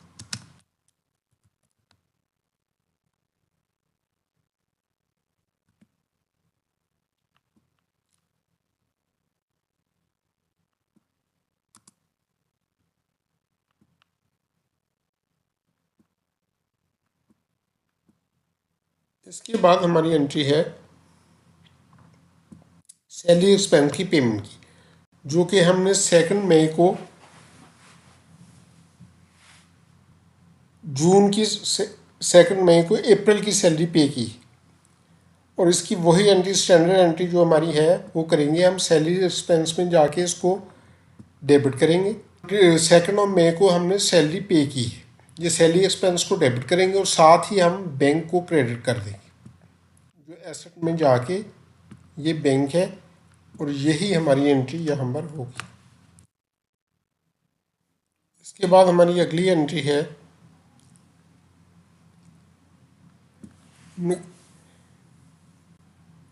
बिजनेस ने क्रेडिट पर गुड्स परचेज किए, इसकी वजह से हम इन्वेंट्री अकाउंट को डेबिट करेंगे और क्रेडिटर्स को क्रेडिट करेंगे।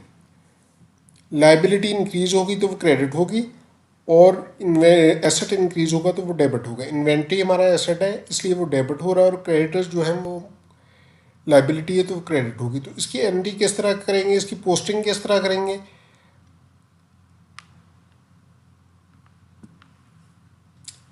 याद रखिए कि लेजर में जो हम एंट्रीज करते हैं उसको पोस्टिंग कहते हैं।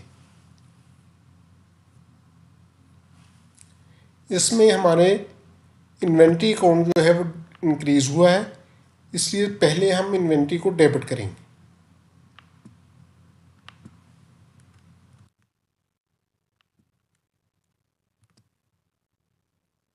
इसकी डेट है 10 मई।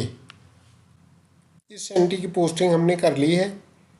इसमें हमारा जो है इन्वेंट्री को डेबिट किया और क्रेडिटर्स को हमने क्रेडिट किया है, क्योंकि क्रेडिट पर जो है हमने गुड्स परचेज किए। उसके बाद 15 मई को क्रेडिट पर सेल्स की गई जिनकी कॉस्ट 1.2 मिलियन है और सेल वैल्यू 1.5 मिलियन है। इसकी एंट्री इसकी पोस्टिंग किस तरह करेंगे हम,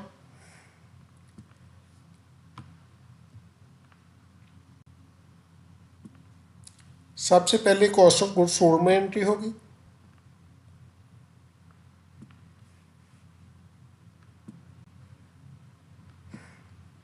डेट है 15 मई।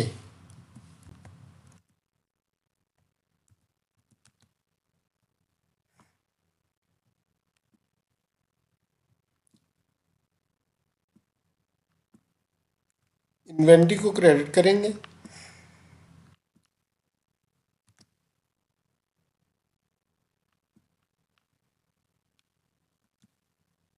और क्रेडिट किस अमाउंट से होगी, वो ये अमाउंट है 1.2 मिलियन।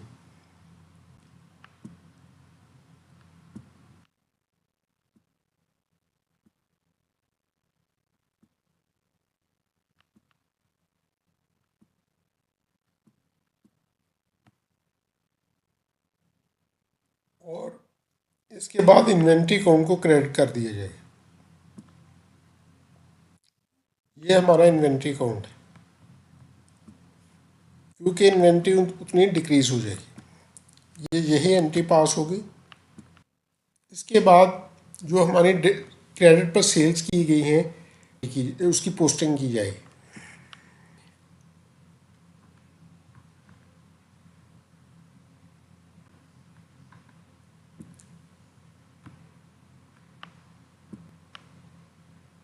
इसमें हमारा जो डेटर्स अकाउंट है वो डेबिट होंगे और सेल्स अकाउंट को क्रेडिट किया जाए, क्योंकि ये क्रेडिट पर सेल हुई। जब क्रेडिट पर सेल होती है तो फिर हम डेटर्स को डेबिट करते हैं। डेटर्स को हमने डेबिट कर दिया है और इसी अमाउंट से हम सेल्स अकाउंट को क्रेडिट करेंगे। इसके बाद हमारी एंट्री है सैलरी एक्सपेंस की पेमेंट की। वो हमारी जो स्टैंडर्ड एंट्री है, हम हर मंथ के एंड पर सैलरी पे करते हैं, वो एंट्री होगी। ये अब मई की सैलरी जून में पेमेंट होगी, 2 जून को। इसकी एंट्री वही सैलरी एक्सपेंस को हम डेबिट करेंगे और इसके साथ ही बैंक अकाउंट को हम क्रेडिट कर देंगे, क्योंकि बैंक से पेमेंट हम कर रहे हैं उतना बैंक अकाउंट हमारा डिक्रीज हो जाए।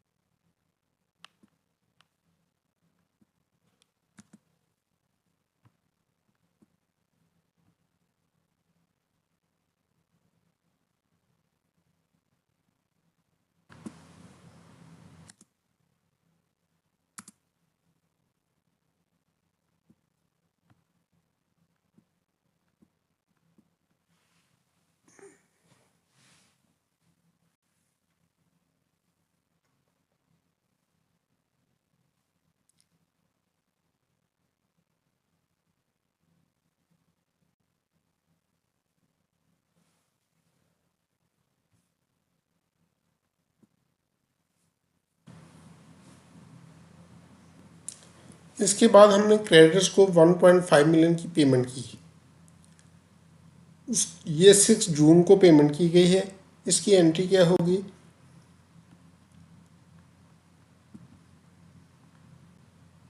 क्रेडिटर्स को हम डेबिट करेंगे। ये एंट्री जो पहले हमने पास की थी वही एंट्री होगी, क्योंकि क्रेडिटर्स हमारे डिक्रीज हो रहे हैं। जब लाइबिलिटी डिक्रीज होगी तो उसको डेबिट किया जाए।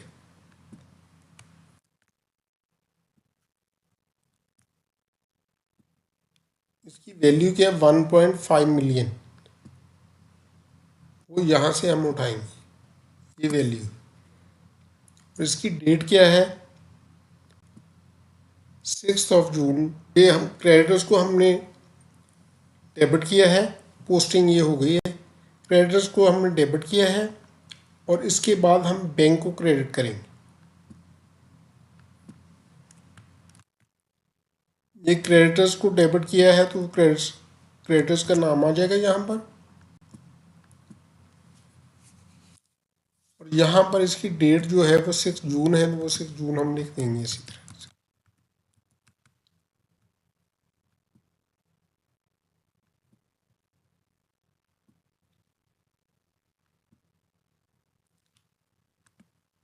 ये वैल्यू इसकी है 1.5 मिलियन।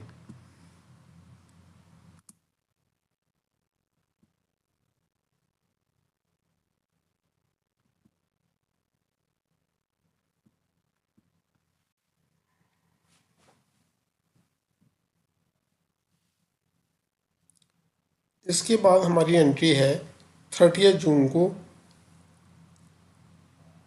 डेटर से हमने कैश रिसीव किया जो कि 2 मिलियन है। उसमें हम कैश को डेबिट करेंगे, डेटर्स को क्रेडिट करेंगे। नेक्स्ट हमने 18 जून को कैश सेल्स की है, जिनकी कॉस्ट 900,000 है और उनकी वैल्यू 1.1 बिलियन है। इसकी एंट्री क्या होगी? इसमें सबसे पहले हम cost of goods sold account को डेबिट करेंगे।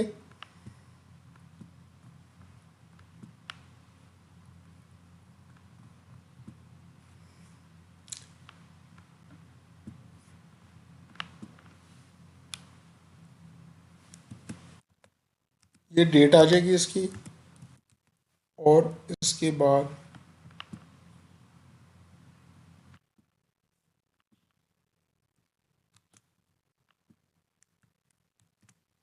इन्वेंट्री अकाउंट को हम क्रेडिट कर देंगे और इसकी वैल्यू जो है वो है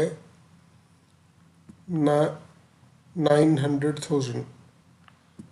जो इसकी कॉस्ट है वो 900,000 है।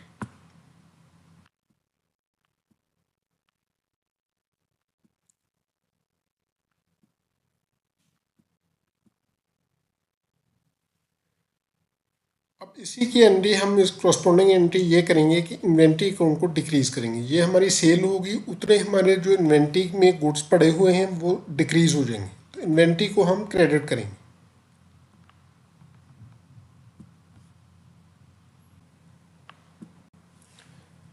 इसके बाद हमारी एंट्री है जो हमने कैश पर सेल्स की जिसकी वैल्यू 1.1 मिलियन है, वो उसकी एंट्री उसकी पोस्टिंग की जाएगी। ये भी सेम डेट होगी। इसमें कैश को हम डेबिट करेंगे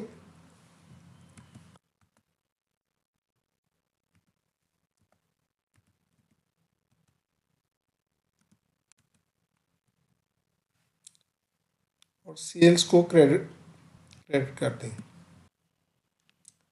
इसके बाद हमारी लास्ट एंट्री जो है उसकी पोस्टिंग की वो हम 30 जून को पास करेंगे। ये हम जो अकाउंट्स बना रहे हैं ये हम जनवरी टू जून तक बना रहे हैं। हमें याद होगा कि हमने जून की सैलरी पे करनी है और ये सैलरी हम हर मंथ की सैलरी नेक्स्ट मंथ की सेकंड को पे करते हैं। लेकिन अभी हम जुलाई के अकाउंट्स नहीं बना रहे हैं, हम जून तक बना रहे हैं। तो इसकी जून की सैलरी की जो एंट्री है वो हम करेंगे। वो हमने ये की थी कि salaries expense account to salaries payable account. ये हमारा एक पेबल क्रिएट हो गया है जिसकी पेमेंट हमने जुलाई में जाके करनी है, जो कि 2 जुलाई को करेंगे। तो ये एक लाइबिलिटी इंक्रीज हो गई है और लाइबिलिटी क्रिएट होगी। इसमें सबसे पहले आप सैलरी एक्सपेंस को डेबिट करेंगे और क्रेडिट किसको करना है, to salaries payable account.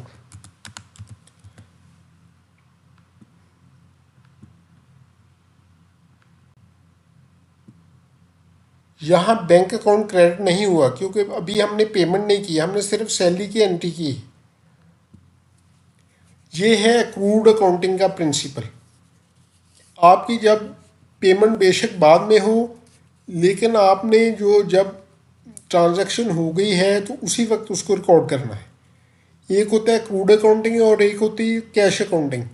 Cash accounting में ट्रांजैक्शन उस वक्त रिकॉर्ड की जाती है जब उसकी पेमेंट हो, जबकि अक्रूड में जब जिस पीरियड में हो, खा पेमेंट बाद में हो या रिसीव बाद में हो, उसी वक्त उसकी एंट्री की गई जाती है। यहाँ पर पेमेंट चूँकि बाद में होनी है लेकिन वो जून के पीरियड में हो रही है जो ट्रांजैक्शन है या जो उसका, इसलिए हम उसकी एंट्री जो है वो इसी वक्त करेंगे, जून के अंदर करेंगे। ये 30 जून को एंट्री होगी।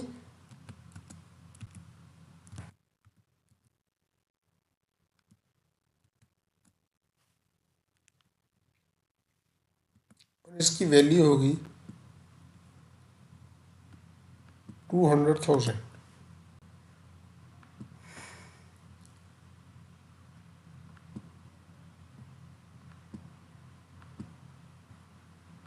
अब इसकी पोस्टिंग जो है अब बैंक में नहीं होगी बल्कि ये सैलरीज पेएबल अकाउंट में कॉरस्पॉन्डिंग इसकी पोस्टिंग होगी।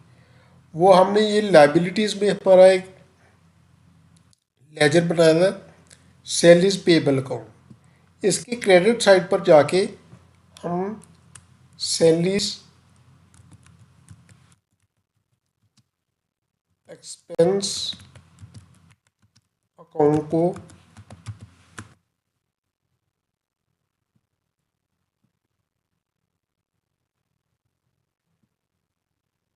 लिखेंगे, उससे हम इसको क्रेडिट करेंगे। अब हमने जर्नल से लेजर में पोस्टिंग कंप्लीट कर ली है। अब हमने अपने जो अकाउंट्स है लेजर में अकाउंट्स है उनके बैलेंसेस को, क्लोजिंग बैलेंसेस फाइंड करने, उनको कैलकुलेट करना है। हर अकाउंट का क्लोजिंग बैलेंस कैलकुलेट करेंगे। मैंने ये पहले से टाइम की बचत के लिए आपका कीमती वक्त बचाने के लिए पहले से ये कैलकुलेट कर लिए हैं। आए हम देखते हैं कि ये किस तरह कैलकुलेट होते हैं। हम देखते हैं कि हर अकाउंट का दो साइड्स है, एक डेबिट साइड है और दूसरी क्रेडिट साइड है। इन दोनों साइड्स का इक्वल होना बहुत ज़रूरी होता है। इन दोनों साइड्स को इक्वल होना चाहिए, इनका टोटल जो है वो इक्वल होना चाहिए। इनका सम दोनों का ये जो टोटल है ये इक्वल होना चाहिए। अगर एक साइड का सम ज़्यादा है उसका और दूसरी साइड का सम कम है तो उन दोनों का जो डिफरेंस है दूसरी जो जिस साइड का टोटल कम है उसमें ऐड कर दिया जाए। जिस तरह के ये देखें, ये सेल्स अकाउंट है, इसकी जो क्रेडिट साइड है उस पर अमाउंट ज़्यादा है और ये टोटल इसका 7.8 मिलियन बन रहा है, जबकि डेबिट साइड पर कोई अमाउंट नहीं है। इसलिए इसको जो जो ज़ीरो है तो उन जो क्रेडिट और डेबिट साइड का डिफरेंस है वो 7.8 मिलियन नहीं आएगा। और इस तरह हम इसको का क्लोजिंग बैलेंस फाइंड करेंगे। सेल्स अकाउंट की डेबिट साइड पर अगर कोई अमाउंट हो सकती है तो वो सेल्स रिटर्न हो सकती है, जो कि सेल को डेबिट की जाएंगी, उसकी वजह से सेल्स आपकी कम हो जाएंगी, या सेल डिस्काउंट हो सकता है कि आप डिस्काउंट देते हैं जिसकी वजह से प्राइस में कमी होती है। लेकिन यहाँ पर ऐसी कोई अमाउंट नहीं, ज़ीरो है। इसलिए जो आपकी ग्रेटर साइड है 7.8 मिलियन जो आ रहा है क्रेडिट साइड है, उसको इसमें से लेस कर दिया जाएगा तो वो 7.8 मिलियन ही आएगी। इसी तरह आप cost of goods sold account में आ जाएं तो ये हमारा डेबिट साइड है। इसकी डेबिट साइड जो है वो क्रेडिट साइड से बड़ी है, उसका सम क्रेडिट साइड से बड़ा है, क्रेडिट साइड पर कोई अमाउंट नहीं है। इसलिए हम डेबिट के सम में से क्रेडिट को माइनस करेंगे तो हमारा क्लोजिंग बैलेंस ये आ जाएगा और हमारा जो टोटल है वो टैली हो जाएगा। इसी तरह सैलरीज एक्सपेंस अकाउंट है, इसकी भी जो डेबिट साइड है उसका जो आपको पता है कि सैलरी एक्सपेंस को डेबिट करते हैं, इसमें तमाम एंट्रीज जो है डेबिट साइड पर है। डेबिट साइड ज़्यादा है जो कि 1.2 मिलियन और क्रेडिट साइड पर कोई एंट्री नहीं है, इसलिए इसका क्लोजिंग बैलेंस भी वही आ जाएगा और इसमें से कोई चीज़ माइनस नहीं होगी और ये दोनों जो टोटल है वो क्रेडिट और डेबिट साइड के भी इक्वल हो जाएंगे, वो टैली हो जाएंगे। इसके बाद एसेट्स है।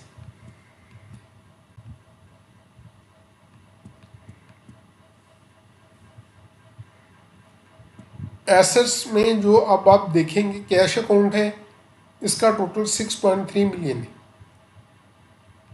ठीक है। ये इसकी डेबिट साइड है, क्रेडिट पर कुछ नहीं है, कोई चीज़ माइनस नहीं हुई, कोई चीज़ क्रेडिट नहीं हुई, तो इसका क्लोजिंग बैलेंस भी वही आ जाएगा। यहाँ पर हमने कैरीड फॉरवर्ड लिखा है। याद रखिए कि जो बैलेंस शीट के अकाउंट्स हैं जैसे कि एसेट्स लाइबिलिटीज अकाउंट, उनका जो बैलेंस होता है क्लोजिंग बैलेंस वो कैरी किया जाता है नेक्स्ट पीरियड में, जबकि जो trading and profit and loss account के अकाउंट्स होते हैं वो उसी पीरियड में क्लोज हो जाते हैं, ठीक है। तो उनका जो क्लोजिंग बैलेंस है हम कैरी नहीं करते, उसको कैरी फॉरवर्ड नहीं किया जाता है और वो इसी पर ये हम प्रॉफिट एंड लॉस अकाउंट को ट्रांसफ़र कर देंगे और उसके बाद वहाँ से नेट प्रॉफिट या लॉस कैलकुलेट होगा। और ये जो अकाउंट्स हैं, ये तीनों जो अकाउंट्स हैं जो आपके ट्रेडिंग अकाउंट और प्रॉफिट एंड लॉस अकाउंट के, उसी अकाउंट में इनके बैलेंसेस क्लोज हो जाएंगे। जबकि जो एसेट्स और लाइबिलिटीज़ के अगर क्लोजिंग बैलेंस हो तो उनको कैरी फॉरवर्ड किया जाता है, वो नेक्स्ट पीरियड में ट्रांसफ़र हो जाते हैं। इसीलिए इनकी ओपनिंग बैलेंस के लिए हम लिखते हैं ब्रॉड फॉरवर्ड और क्लोजिंग बैलेंस के लिए हम लिखते हैं कैरीड फॉरवर्ड। CF का मतलब है carried forward, CF stands for carried forward. इसके बाद हमारा बैंक अकाउंट आएगा। अब बैंक अकाउंट के डेबिट साइड पर ये इन्वेस्टमेंट हुई है, ये एंट्री, ठीक है। और क्रेडिट साइड पर ये सारी एंट्रीज हैं जो इसके हैं। इसलिए हम इसमें से ये जो टोटल है आपका डेबिट साइड पर, इसमें से ये तमाम एंट्रीज लेस करेंगे और फिर हमारे पास ये जो क्लोजिंग बैलेंस आएगा, ये देखिए, ये T37 है, ये है T37। इसमें से फिर हमने ये टोटल है, टोटल में से ये तमाम एंट्रीज जो है ये जो डब्ल्यू कॉलम में आ रही हैं इनको लेस किया है और फिर ये क्लोजिंग बैलेंस है। इसमें आपकी डेबिट साइड जो है वो 100 मिलियन के करीब है और जो कि ग्रेटर है, greater than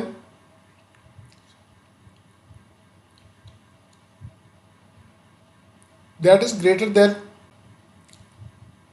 credit side.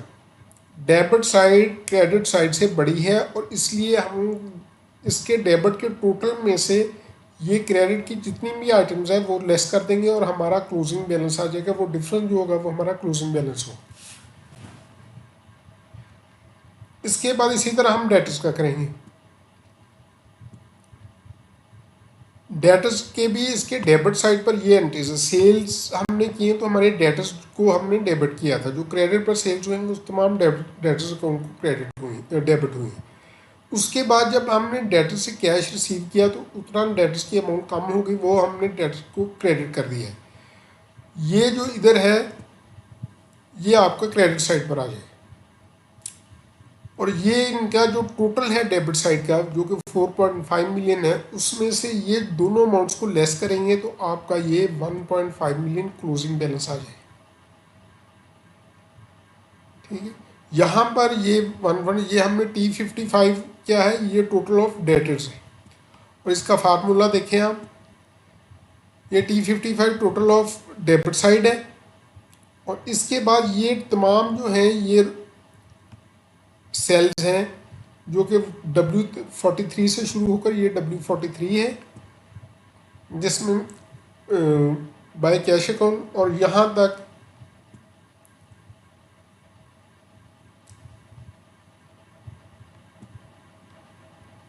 W53 तक ये आपका जो सेल है वो तमाम सेल इसमें से माइनस कीजिए। लेकिन यहाँ पर सिर्फ दो अमाउंट्स है, बाकी सेल में कोई अमाउंट नहीं।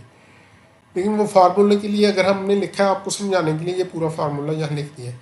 तो इस टोटल में से जितनी भी यहाँ पर अमाउंट्स आ रही होंगी क्रेडिट साइड पर वो लेस होंगी तो ये आपका 1.5 मिलियन आ जाएगा डिफरेंस जो कि क्लोजिंग बैलेंस होगा जो हम कैरी फॉरवर्ड करेंगे। इसी तरह ये इन्वेंट्री अकाउंट है, इसको भी हम इसी तरह बैलेंस करेंगे। इसके डेबिट में से जो क्रेडिट साइड है उसको लेस किया जाएगा, वो आपका 1.25 मिलियन आ जाएगा।